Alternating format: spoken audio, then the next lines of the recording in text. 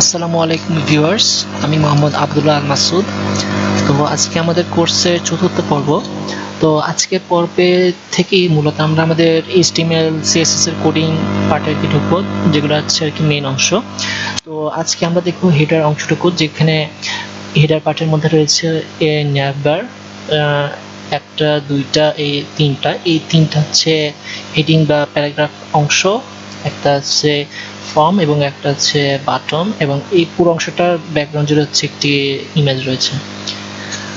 তো আমরা আমাদের কোডিং অংশ কিন্তু শুরু করতে পারি। তো হেডার পার্টের মধ্যে আমরা দেখি আমরা একটি ক্লাস নিতে পারি। তো আমরা করব কি, যে প্রত্যেক ক্লাসের শুরু এবং শেষ কোথায় সেটা আর কি কমেন্ট আউট করে আমরা রাখবো, যাতে আমরা কোনো সময় যদি ডিলিট করতে চাই বা বুঝতে চাই যে ক্লাসটা কোথায় শুরু কোথায় শেষ, সেটা বোঝার জন্য আমরা কমেন্ট করে রাখবো। তো এখানে আমার কার্সরটা কিন্তু এখানে রয়েছে। তো আমি চাই যে এখান থেকেই একই সাথে আমি দুই জায়গায় ক্লাসের নামটা লিখতে চাই। তো আমি অল্ট চেপে রাইট ক্লিক করলাম, তো আমার কার্সর কিন্তু এখানেও চলে আসছে। এখন যদি আমি এখানে লিখি তাহলে দেখবেন যে আমার দুই জায়গাতেই কিন্তু লেখা হচ্ছে। ওকে, আমার ক্লাসের নাম দিয়ে দিলাম হেডার।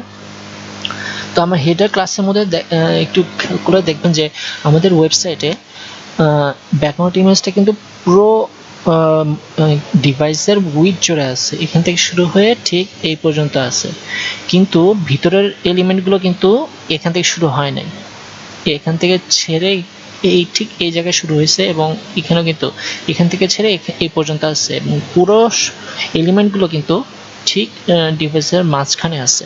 সবগুলো ডিভাইসের ক্ষেত্রে কিন্তু দেখবেন, বা সেকশনের ক্ষেত্রে কিন্তু দেখবেন যে সবগুলো কিন্তু মাঝখানে আছে এবং গ্যাপ দিয়ে আছে। এদিকে এই রাইট সাইডে লেফট সাইডে দুই দিকেই কিন্তু কিছু গ্যাপ দিয়ে আছে সবগুলো সেকশনের ক্ষেত্রে।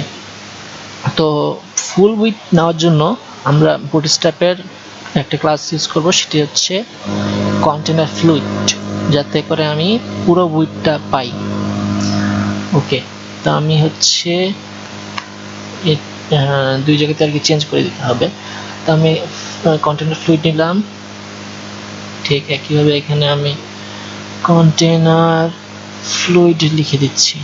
ওকে, আর এলিমেন্টগুলোকে মাঝখানে আনার জন্য আমি কন্টেনার ইউজ করব, মানে এলিমেন্টগুলো মাঝখানে থাকবে কন্টেনার ক্লাস এর মধ্যে এলিমেন্টগুলোকে লিখলে। ওকে, তো আমি ফ্লুইড অংশটা জাস্ট কেটে দিচ্ছি। এখন আমার HTML এর আমার ওয়েব হেডার পার্টের এলিমেন্টগুলো সব আমার যাবে হচ্ছে এই কন্টেনারের মধ্যে, যাতে ফুল উইথের থেকে কিছুটা সরে এই কন্টেনার ক্লাসের ভিতরে যাতে এলিমেন্টগুলো থাকে। ওকে, এখন আমরা একটা একটা করে এলিমেন্ট অ্যাড করব। তো প্রথম এলিমেন্টটাই হচ্ছে কি আমাদের ন্যাভবার। এই পুরোটা হচ্ছে একটি ন্যাভবার। তো আমরা ন্যাভবার কোথা থেকে পেতে পারি, বা ন্যাভবারের কোড বুটস্ট্র্যাপের যে মেইন ওয়েবসাইট getbootstrap.com, তো সেখানে যদি আমরা এই কম্পোনেন্টসের মধ্যে যাই, আমরা হচ্ছে দেখি। ওকে, আমরা একদম আমি টপে গেলাম, সেখান থেকে আমরা কম্পোনেন্টসে যাব। কম্পোনেন্টসের মধ্যে আমাদের ন্যাভবার অংশটুকু পাওয়ার কথা। ওকে, কম্পোনেন্টসের মধ্যে দেখবেন যে রাইট সাইডে এখানে ন্যাভবার আছে, আমি ক্লিক করলাম। তো আমার এখানে আমার ন্যাভবার সম্পর্কে বিস্তারিত বলা আছে, যে কি কি প্লাগইন ইউজ করছে, কোন কোড কিসের জন্য লেখা হয়েছে, সবকিছু কিন্তু আছে। তো এখানে দেখবেন যে এক্সাম্পল আছে, এক্সাম্পল একটা টেমপ্লেট দেওয়াই আছে বুটস্ট্র্যাপ থেকে।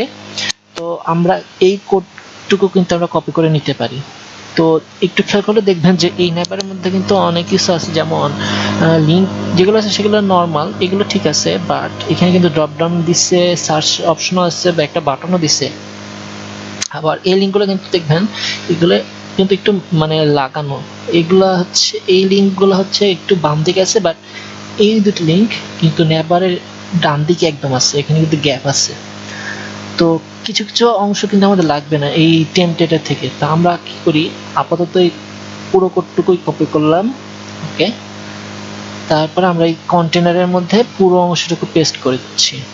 ঠিক আছে, এই যে ন্যাপবার এবং ন্যাপবার ডিফল্ট এই পুরো অংশটুকু আছে।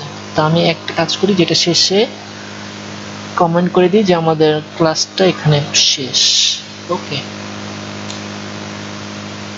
এখন ন্যাপবার মেইন হচ্ছে, ন্যাপবার ক্লাসটাই হচ্ছে আর কি মেন, আর ন্যাপবার ডিফল্ট যেটা সেটা হচ্ছে মূলত আমাদের আচ্ছা, এখন যদি আমরা আমাদের ওয়েবসাইটে যাই তাহলে আর কি বুঝতে পারবেন যে আসলে কি হচ্ছে। আমরা আমাদের যদি ওয়েবসাইটটি একটু রিফ্রেশ দিই, কোথায় আমাদের ওয়েবসাইটটা ডেস্কটপে আছে। ওকে, আর কি গেলাম, আমরা আমাদের ইন্ডেক্সের মধ্যে যাই, তাহলে দেখবেন যে এই যে এখানে একটু স্টাইলিং এর ব্যাপার আছে, যেমন এই লিঙ্কগুলো হচ্ছে, এই যে লিঙ্কগুলোর কালারটা হচ্ছে ব্ল্যাক, কিন্তু আবার এই যে হোভারগুলো অ্যাশ কালার আসতেছে। এই ন্যাভবারের ব্যাকগ্রাউন্ড হচ্ছে আবার অ্যাশ। তো এই স্টাইলিং এর ব্যাপারগুলো কিন্তু হচ্ছে ন্যাভবার ডিফল্ট থেকে আসতেছে। ওকে, তো আমাদের এই ন্যাভবারের মধ্যে যা চেঞ্জ করবো আমরা, কালার, হোভার, যা কিছু চেঞ্জ করবো সেগুলো হচ্ছে এই ন্যাভবার ডিফল্টের কোডের মধ্যে চেঞ্জ করতে হবে। ঠিক আছে, তো আপাতত ওটাতে না যাই, ওটা আমরা পরের পর্বে আর কি দেখবো। তো আপাতত আমরা যেটা দেখি যে আমরা ন্যাভবারের কোন অংশতে আর কি কি কাজ করতেছি, তো সেটা দেখি যে কোন কোন অংশ আমাদের বাদ দিতে হবে, আমাদের দরকারই নাই। তো ন্যাভবার হেডারের মধ্যে আছে হচ্ছে একটা বাটন আছে, এবং ন্যাভবার ব্র্যান্ড নামে একটা অংশ আছে, যেটা হচ্ছে একটা লিঙ্ক। এটা আমাদের আর কি লোগো হিসেবে কাজ করবে। তো আমরা একটু আমাদের ওয়েবসাইটে যাই, একটু দেখি। আমরা যদি আমাদের উইডথটা একটু কমাই, যেমন এই যে উইডথটা যদি আচ্ছা প্রথমে ফুল উইডথ রাখি। ওকে, এটা হচ্ছে আমাদের ফুল উইডথ ওয়েবসাইট। এখন যদি আমরা কমাইতে থাকি আমাদের উইডথটা, তাহলে দেখবেন যে এই লিঙ্কগুলো কিন্তু থাকছে না, এই যে লিঙ্কগুলো কিন্তু চলে গেছে। এটা হচ্ছে আমাদের ন্যাভবার হেডার। এই ন্যাভবার হেডারের এটা হচ্ছে আমাদের ব্র্যান্ড বা লোগো। ওকে, আর এই বাটনটুকু হচ্ছে কিন্তু আমাদের কলাপসের কাজ করতেছে।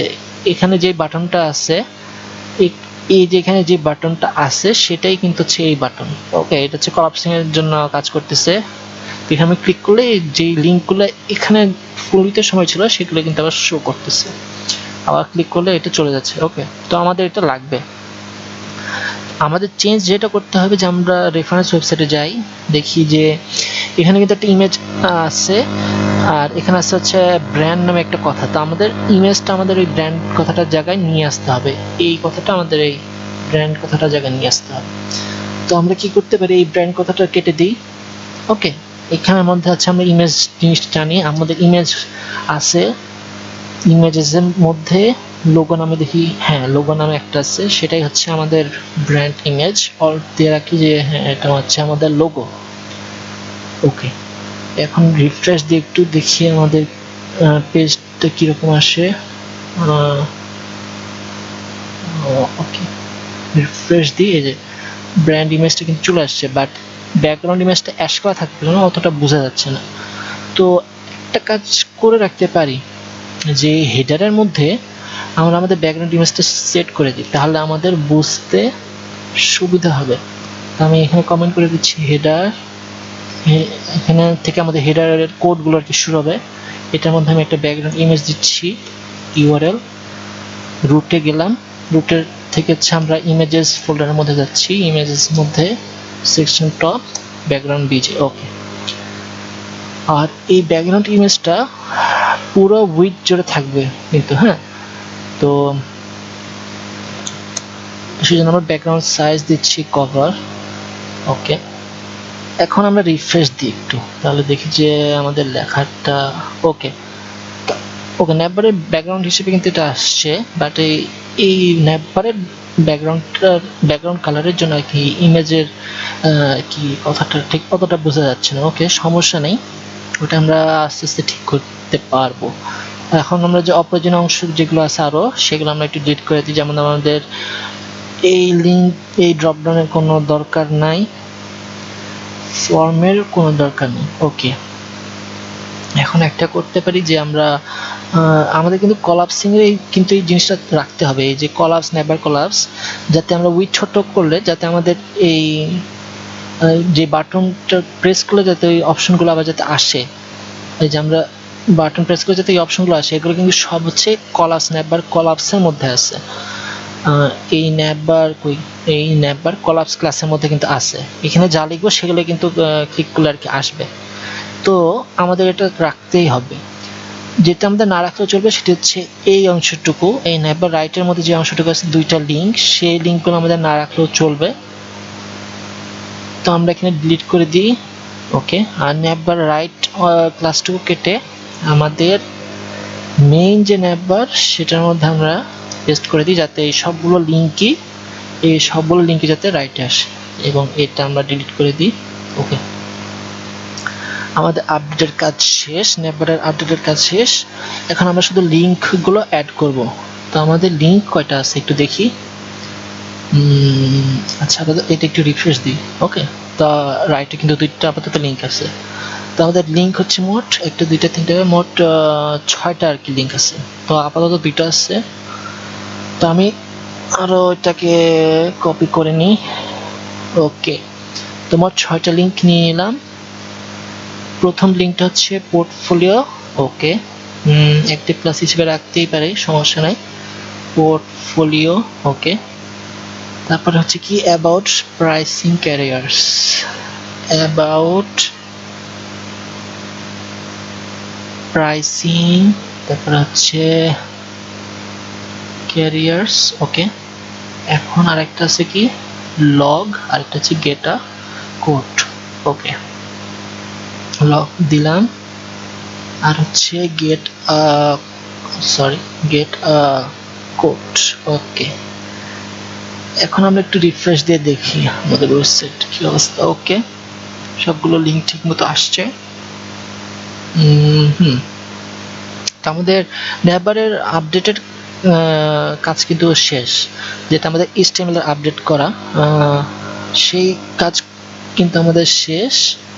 তো যেটা এখন বাকি আছে খালি সেটা হচ্ছে নেভারের ক্ষেত্রে যে আমাদের এই ব্যাকগ্রাউন্ডটা চেঞ্জ করতে হবে, হোভার দিলে যাতে মানে সুন্দর একটা হোভার আসে। যে আমরা চাচ্ছি কি যে ওয়েবসাইটের মানে বাকি অংশ থেকে কিন্তু বোঝা যায় যে হোভার দিতে মানে লিঙ্কের উপর আসলে যে কোন কালারটা দিলে সুন্দর লাগবে আর কি।